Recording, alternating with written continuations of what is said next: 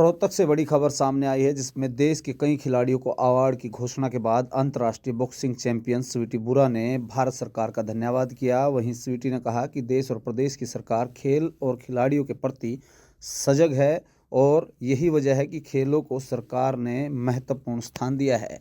स्वीटी बुरा ने यह भी बताया कि अर्जुन अवार्ड पहले ही मिल सकता था, लेकिन देर से ही सही उन्हें अब यह अवार्ड मिल रहा है। वह इससे काफ़ी खुश है। वहीं स्वीटी बुरा ने अपनी बातों में ये भी कहा कि किस्मत में जो होता है वही मिलता है और उनके पति जो कि खुद एक अंतर्राष्ट्रीय खिलाड़ी हैं, अब राजनीति में वो सक्रिय हैं, तो वे दोनों मिलकर हमेशा खिलाड़ियों की आवाज़ उठाते रहते हैं। वहीं स्वीटी बुरा ने इस अवार्ड की घोषणा से जहां खुशी जाहिर की, क्योंकि इससे खिलाड़ियों का मनोबल बढ़ेगा और सरकार की तरफ से यह कदम खिलाड़ियों के प्रति सकारात्मक सोच भी दर्शाता है। क्या कुछ कहा स्वीटी बुरा ने, ये हम आपको सुनाते हैं। बहुत ज़्यादा अच्छा लग रहा है। बहुत मोटिवेटेड महसूस कर रही हूँ क्योंकि एक प्लेयर को जब उसकी मेहनत का फल अवार्ड के रूप में मिलता है तो बहुत ज़्यादा अच्छा लगता है, मोटिवेटेड महसूस होता है ताकि और अच्छे से वो काम कर सके। उसी तरह मुझे भी बहुत मोटिवेशन मिल रहा है, बहुत खुशी महसूस हो रही है। कुछ देरी हुई है ये अवार्ड मिलने में?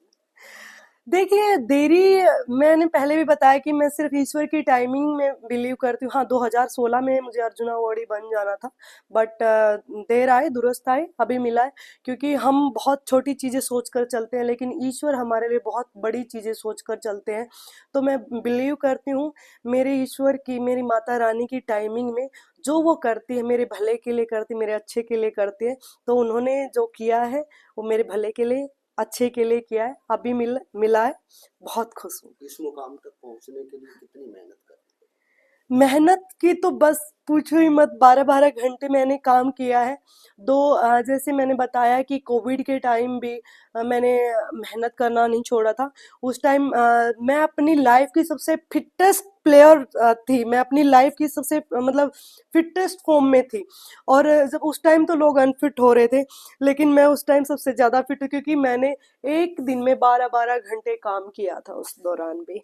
तो जहाँ मेहनत की बात होती है तो अपने कोई भी होगा तो मेरी मेहनत के बारे में किसी और से पूछिएगा कि मेरी मेहनत के लिए तो लोग मिसालें देते हैं। मोदी राजनीति में है, क्या आप भी राजनीति में आने की इच्छा रखते हैं? जी बिल्कुल, मैं जुड़ी हुई हूँ। और जैसे राजनीति में मैं राज करने के लिए आने की मेरी कोई इच्छा नहीं है। मैं राजनीति में सिर्फ इसलिए ही जुड़ी हूँ और इसलिए ही आऊँगी कि मैं अपने देश के लिए, समाज के लिए काम कर पाऊँ।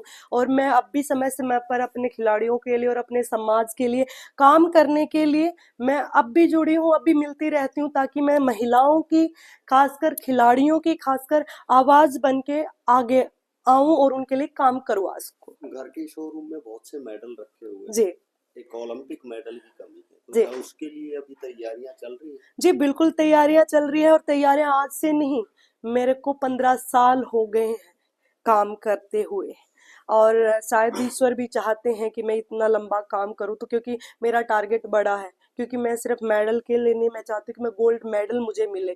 तो जैसे देर से चीजें मिले, जैसे मैं वर्ल्ड चैंपियन बनी, उसी तरह माता रानी की दया रहेगी तो वो चाहती है कि थोड़ा पेशेंस रख के मैं ज्यादा मेहनत करके उस मुकाम तक, जैसे हीरे को तराशने में टाइम लगता है ना, उसी तरह हमारी भी हमें तराश रही है ताकि मैं भी अपने देश के लिए गोल्ड मेडल जीत जो पाऊँ। अपना कैरियर बॉक्सिंग में लड़कियां बनाना चाहती हैं, जी, उनके लिए क्या कहना चाहिए? उनके लिए मैं इतना ही बोलना चाहूंगी कि शॉर्ट टर्म में, मतलब थोड़े टाइम में ऐसे मत सोचो अगर आपको कुछ चीजें नहीं मिल रही है कि आपको नहीं मिल रहा है, गिव अप मत कीजिए।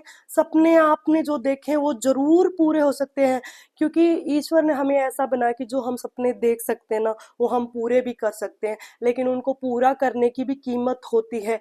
आपको वो कीमत चुकानी पड़ेगी अपने डिसिप्लिन से, अपनी मेहनत के पसीने से, और अपनी प्रॉब्लम्स का सामना करके दुख होते हुए भी उसके लिए काम करने की कीमत जो आपको चुकानी पड़ती है वो आपको चुकानी पड़ेगी। अगर वो आप सब चीजें कर जाते हैं तो आपको अपनी जिंदगी में सब कुछ मिल जाता है जब आप हार नहीं मानते हैं।